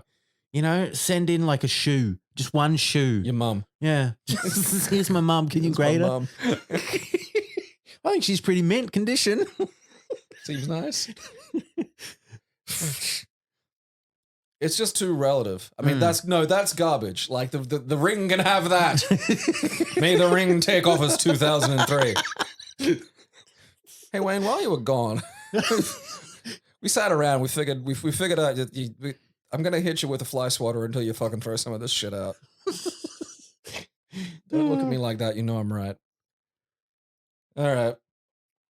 So now we're gonna get to have you ever felt like this for the questions last week from the grim industrial waste that we call the fan base. This one's from Tom. I call them the grim fandangos. Hello, Ambabe and Gamba. All right. Interesting. Let's just go with hell dugong fuckers. I am not a dugong fucker. That explains the tattoo. Oh, damn it. I was waiting for you to put 2 and 2 together. Everything just No, it's clicked. actually not dugongs. That's a compelled to know more, but I don't I want love to. it. It's good. I've had shitty haircuts. Okay. Very First good when for you. Yeah. I mean, it continues. First was when I, as a tiny kid, cut a huge tuft off of my fringe, Excellent. leaving me with a peeking hole through a keratin curtain. I looked Gumby as fuck. Yeah, I kind of imagine you look like there's There's two certain kinds of weird little kid spaz that I kind of like. A lot of them aren't even, it's completely it's a pet peeve thing, and I hate them, and it's an unfair, evil, incorrect hate, but I still do. Like if you fucking YouTube Mad TV Stewart, and it's just that kid, and it's just this weird little fucking spaz kid that I just despise, and the little kid from fucking. It's why I don't enjoy the Babadook. Because the little kid from that, I just wanted him to get caught in a dry cleaning bag the entire fucking film. It's like, you can't have a real annoying child in a situation like this, because I'm just going to be like, God, I hope that fucking cupboard monster fucking gets him. Yeah. And that's what I imagine here. Is just like, yeah, I cut my own forehead tuft so I could peek out from it. And then you'd just be like, look what I can do. And then like a mother would just have to look at her child again and go, oh, well, got to go outside of that. Second was when I, as a 14-year-old, tried to communicate my want of a triangular undercut to a Mexican stylist through a medium of my Spanish-speaking brother. As you can probably imagine, since I sent you this, something was lost in translation, and I ended up with a forehead shaved about 2 centimeters taller than normally. Whoa. I walked like this for about 6 months before I decided it was time for me to get my buzzer on. Have you ever been bullied for a weird physical thing? Is it the haircut? Yeah, I mean, that's... Due to the fact that I attended a private school populated chiefly by the children of independent business owners, my weight was indeed seen as a weird physical thing. The amount I was bullied for my size often led me to throwing classroom tables at other kids and general rage. At one point, my teacher decided to have a classroom discussion on what everyone around me could do to, quote, calm me down when I got mad. Instead of bullying me. My teacher suggested we come up with a phrase or a single word to say. This is amazing. Are you the Hulk? No, this is, I mean, hey, that's funny, but yeah. Sun's going down, big guy. Yeah, that's the worst. That's the worst thing you could do, to like have a kid not chuck fits. Like, okay, well, since you seem incapable of managing yourself, you weird little twerp, well, the entire class and I are going to sit here and discuss you like you're a fire hose that occasionally goes off. And we're going to try and come up with like some kind of trigger word to render you passive, you stupid weirdo. I chose the name. Now she foolishly let the phrase in question be up to me. Oh. I mean, all of that's amazing. Oh. That's so hilarious. I chose the name of an Aztec-themed vanguard of Warhammer Fantasy's Lizardmen army, Saurus. Okay. I don't feel this needs to be said, but it was immediately turned into a tool to bully me further. No, you don't need... That was why before I even read any of the rest of this, I was talking about how this was a terrible idea and like literally awful and should go into a textbook on what never to do. Yeah. For example, if I ever raised my voice slightly, the entire classroom would chant, Saurus, Thomas, Saurus, till I started raging. I know, yeah, I can picture it just... I can see that coming. That's the most predictable fucking event. Hey, what if we just all sat around as a class and invented a word we use to mock the spaz nut? Duh! I mean, what the fuck do you think is gonna fucking happen? That's a bad teacher. Yes! Private schools, man. They're not used to dealing with anything. This is a problem. All right, well, if it gets bad enough, we'll sweep it under the rug. I have acted in several school plays. In Danish Gymnasium, which is halfway between high school and college, I acted in a rendition of The Commitments. Huh. In the play, I sang Heartbreak Hotel by Elvis, and much to the surprise of everyone concerned, I did a decent job of it. So much so, in fact, or maybe this was wishful thinking on my part, that one of the girls from the play I ended up seeking into the backstage to fuck in the changing room. I'm just going to say it's because it's Denmark. Since Denmark and celebration of a successful run of shows, I had been drinking heavily for about 2 hours and ended up not being able to perform. Nah. The girl also ended up telling me that she had a bet going with one of her friends that she'd fuck me, the commonly perceived ugliest guy at the school. The same girl eventually went on to marry my best friend and divorce him 9 months later, citing not getting pregnant as quickly as she'd like. Jesus! Lordy! I will say the one nice thing about reading these is I feel better about my life. So there's that. Yeah, very true. That is... All of that was brutal. I mean, the fact that he's a little Dutch boy with a fucking peeking window, that's hilarious. That really nails the little Stewart factor to it for me.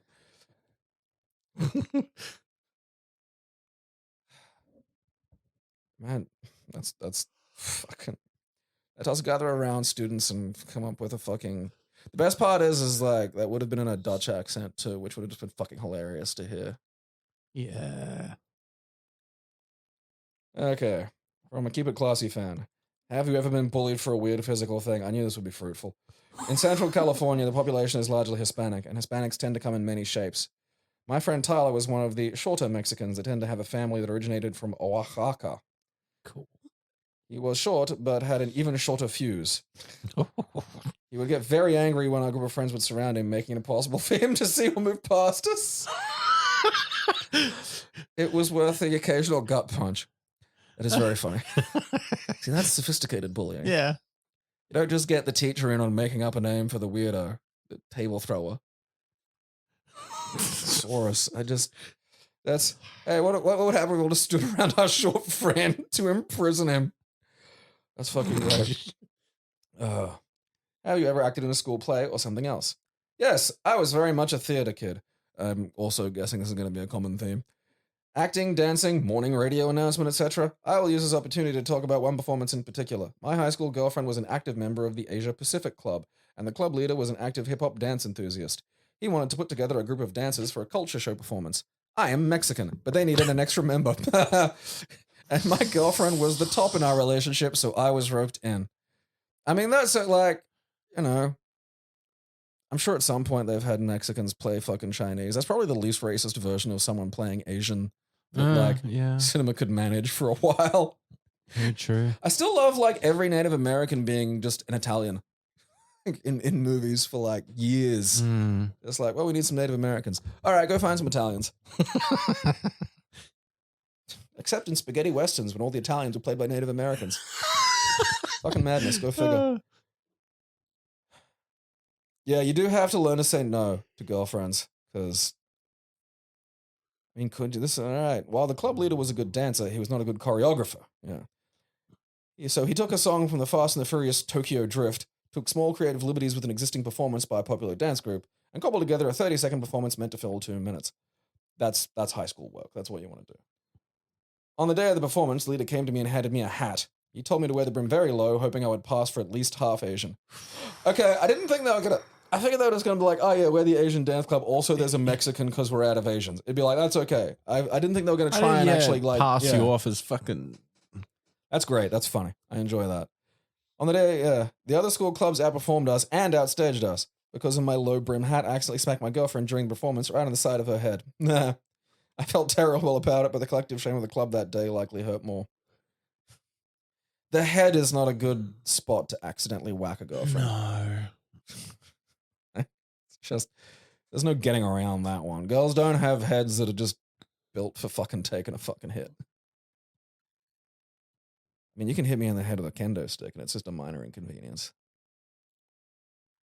That's another fucking, no, I'm serious, conversation I've had with a girlfriend. It's like, it's not that big a difference. It is a big fucking difference. And I was like, I can prove this. And then there was like 5 seconds of it being kind of surprised, and then like 10 seconds of it being delighted she could hit me in the head with a kendo stick. I'm like, all right, honey, we're going to take that toy away from you now. Yeah. Yeah. Just a little bit too enthusiastic about that. I feel that. What was your first kiss? My very first school play was a performance about gang life and basketball. I feel like stereotypes are a real time saver with America, Like, imagine the high school version of Above the Rim. That's what I'm imagining. I was waiting behind the wings to jump in for my role as the gang leader because you were Mexican. I'm assuming this is you'll go on to play 1,000 hectares. Yeah. At the time, I had just begun dating a Russian girl. We were only a few days in and had not started kissing yet. The girl who helped the actors get organized for the play, so I was nervous, grabbed my face by the cheeks, and planted a good luck kiss on me. I never told my girlfriend that my first kiss was stolen. That also solidified my view of theater girls being more wild than the cheerleaders. Oh yeah, no, that's very basic. Very, very, very early lesson you should learn. How do you think sex works? You guys are great, but I'm a rules of 3 person, so if you want a 4th question answered, you have to call a fan to come and take it from me. Fair enough. You have to what? Call a fan to come and take it from me. What does that mean? Not entirely sure. I think it might be some kind of Mexican gang slang. Shit. Sir, please, I can't understand you when you email with that accent. Settle down, sir.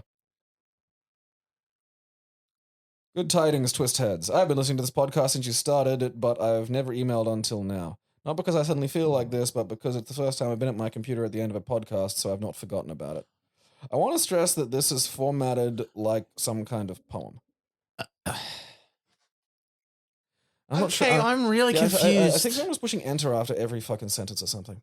1. I'm unsure if this counts as a physical thing, but late in freshman year of high school, I finally stopped caring about picking out a nice outfit and started wearing the same hoodie to school every day. Don't worry, I washed it. This behavior persisted all the way to the end of my school years, and once people actually noticed I was doing it, I semi-regularly got some unkind comments. Although at the end of junior year, I punched a kid over it, and it pretty much stopped. 2.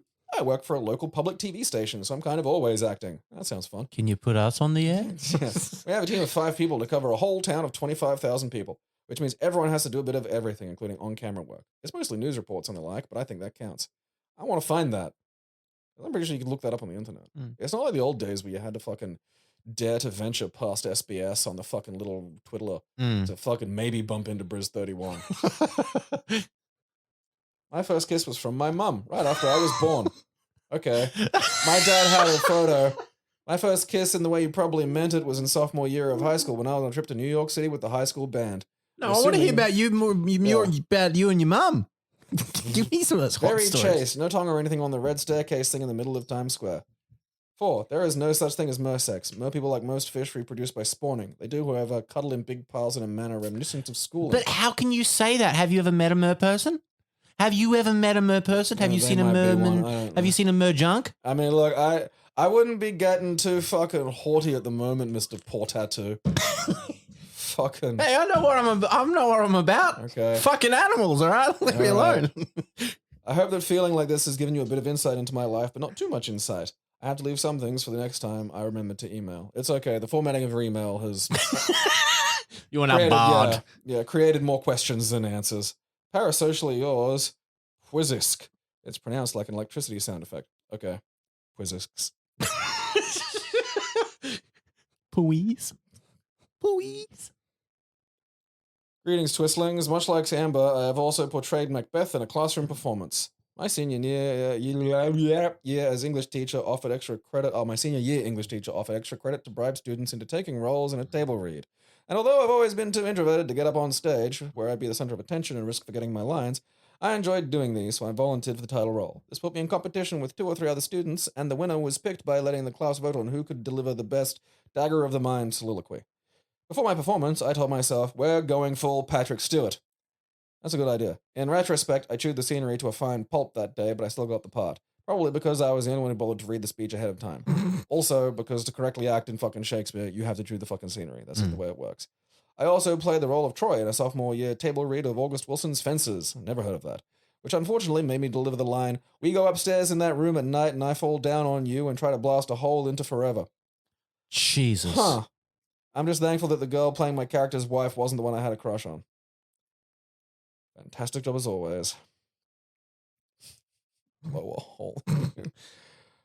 Look that up for me. Be a dear and look up fucking whatever the fuck. August Wilson's Fences. I'm unfamiliar with that. The problem with the Americans is they rather stubbornly insisted they had literature and just kind of forced an awful lot of stuff in there, which I think was a bit fucking sneaky, because then you wind up with some stuff that I don't think really belongs in the fucking list, but nothing else was going on, so they kind of got away with it.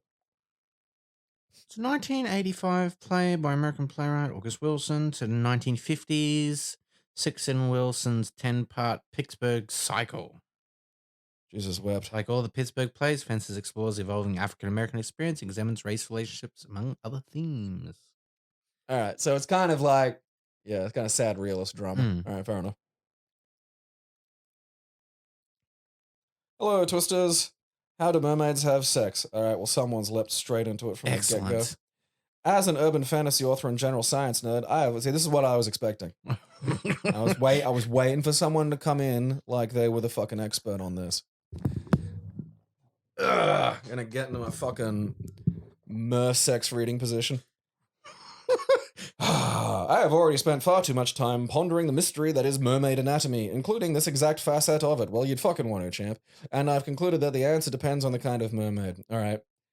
If they're marine mammals like whales, dolphins, or Amber's dugong wife, I presume it's fairly normal mammalian penetrative sex. Yes, well, we came to that conclusion. We figured that part out. You know, In the words of 20th century poet and philosopher's Bloodhound Gang, they do it like they do on the Discovery Channel. Fish are where it gets complicated. Ignoring all the weird outliers, which is fair, there are two main categories of fish. Where are we? Chondrichthyes? Is it thees? Chondrichthyes. I'm gonna look at how. We'll work that out later.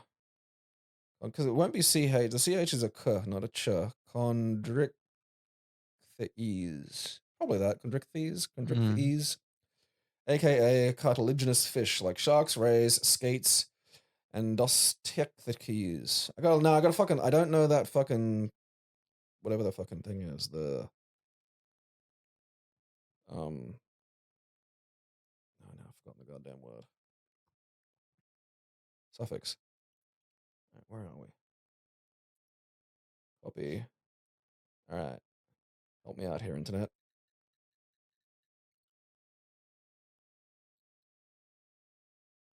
No, don't fucking look. Don't paste it over what I just wrote, you bumhole. There we go.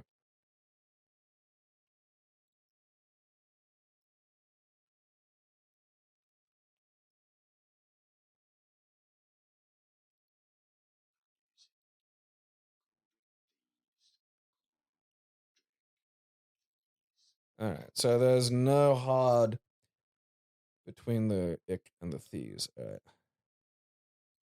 These. Oh, yeah, because it'll be from ichthyo for the fucking fish. All right. That makes sense. Where are we?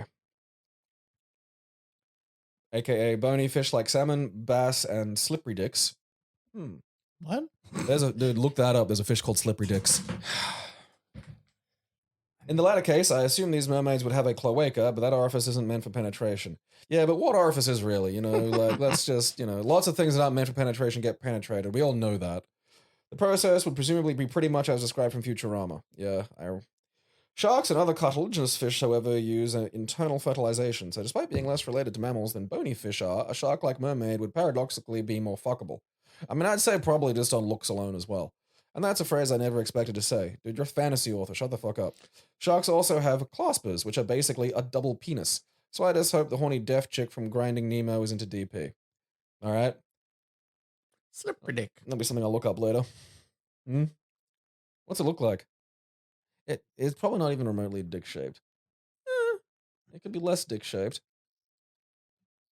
That all being said, Pete has had superpower underpants, psychic molestation lipstick, and a magic remote that can control time. I will not be surprised if the mermaid in this episode had some magical, slutty lingerie that lets her sprout legs and spread them. Whoever's making these website names, you need to be put away. Fun, slippery dick facts for kids. That's that's one of those Russian grooming sites again. They're not going away. Hi diddly ho, Twisterinos. Have you ever been bullied for a weird physical thing or had someone at school who was? No. Great. Have you ever acted in a school play or anything else? As it happens, I wrote the script for our high school play. It was an adaptation of Fiddler on the Roof. All right, so you plagiarized Fiddler on the Roof. My talents only extended to the written word, so of course I wrote myself as one of the villagers with no lines. Again, that's the genius part. My part was basically just pantomiming tossing hay with a manure fork in the background.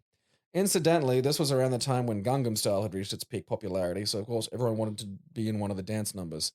You can imagine Trevi and the whole village of Anaketva all wearing suits and dresses talking about marrying off your daughter 1 minute, and then breaking into Gangnam Style the next. I wish I still had the whole thing saved up somewhere. I can see that. That is such a fucking school play thing. What was your first kiss? Just a girl in my class. We became an item in 4th or 5th grade and lasted all the way to college. Nothing interesting to say about that.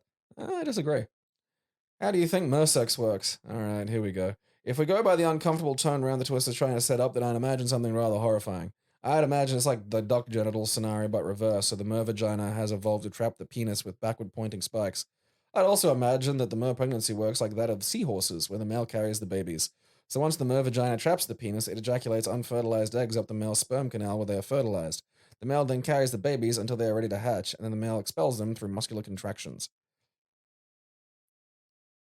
And then they apologize for referring to you as Aaron at some point. Okay.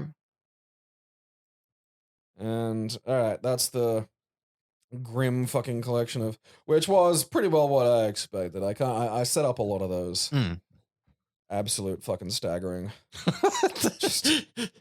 Just astonishing little moments. Set them up and knock them down. So I mean, if you want to bum me out, remember it is I have felt like this, all lowercase, no spaces, no underscores, at yahoo.com. It is I have felt like this at yahoo.com. You know. I have felt Yahoo serious. God damn it. Make sure you write in, because, you know, all Amber needs a cheering up, and I like the chuckle. Yeah. And dear God, some of you. Nice to know we're hitting the Mexican community, though. That's I know, right? Fun data. And so the questions I think this effectively makes me a cholo. Shave your head. So yeah, the questions this week are: have you felt like this? Do you have any piercings or tattoos? What's the worst substance you've been covered in? Seen anything interesting at the dump? And the silly question: what counts as rubbish? You can find us on the internet at keepitclassy.com, and on Twitter, I am at Ambercules. That's a good name. That's what you should have. You should have been like Amber for short, and then just full name Ambercules. Yeah. Or make your middle name Bercules. First name Am. Last name Bercules. Where